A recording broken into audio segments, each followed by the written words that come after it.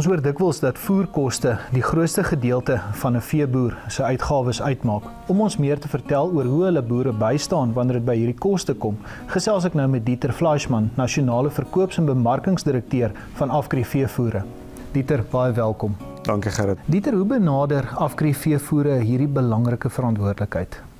Jong Gerrit, by Afgri Veevoere probeer ons regtig ons aksies so belyn, dat ons die boer se beste vernoot in sy boerderysisteem kan raak en die hele tyd deurlopend vir my beste advies kan gee. Soos jy nou genoem het, voerkoste is seker een van die grootste uitgawes wat 'n boer het. En daarom het ons 'n baie groot verantwoordelikheid om seker te maak dat elke rand wat aan voer spandeer word, wel vir daai boer sy opbrengs gee vir wat hy verwag. En dit is juist waar Afgri Veevoere se tegniese adviseurs inkom. Ons is baie trots op ons tegniese benadering van dienslewering aan ons kliënte.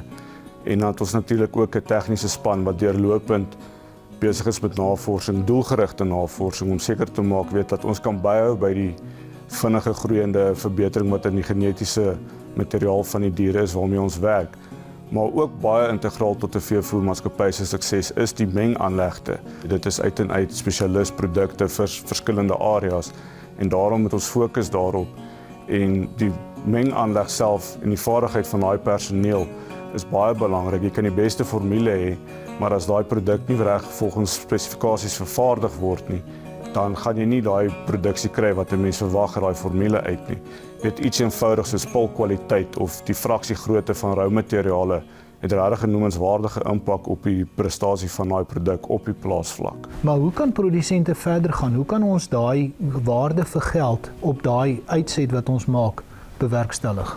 As 'n mens kyk op die boervlak en as 'n mens begin produkte vergelyk, moet 'n mens nie noodwendig kyk na net prys van die produk of van die voer rand per ton nie. En mens moet 'n treukie terugstap en sê, okay, wat is die waarde wat ek uit die produk kry?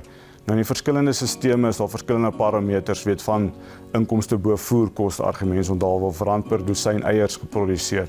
En ek dink dit is regtig waar die produsente moet kyk, wat is die waarde van 'n produk en wat hy aan die produk aan hom teruggee en lewer op die einde in sy produksiesisteem. En ek glo die aanwending van 'n produk is net so belangrik soos die produk self en dis weer eens waar ons sê ons as Afgri Veevoere onsself bietjie onderskei in daai terme van die tegniese diens wat ons saam met ons produkte aan die boere verskaf. Ek dink die groot belangrike waarde hierso is waarde. Kyk na daai waarde.